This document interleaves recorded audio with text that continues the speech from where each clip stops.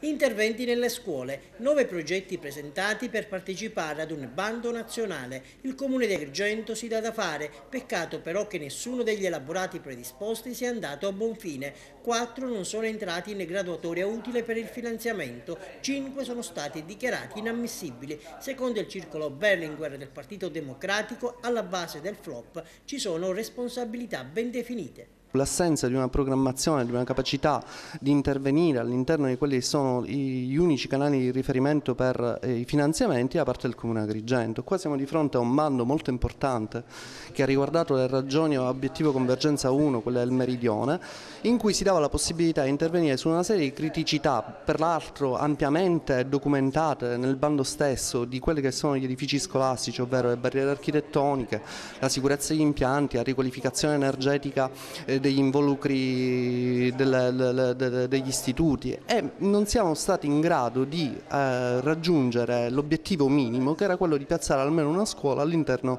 della graduatoria utile. Ripeto, è una considerazione di grande amarezza quella che facciamo, una mancanza di progettualità da parte dell'amministrazione non può non pagare dazio in questo momento di grande crisi finanziaria, e che deve essere appositamente denunciata per evitare che si ripeta in seguito.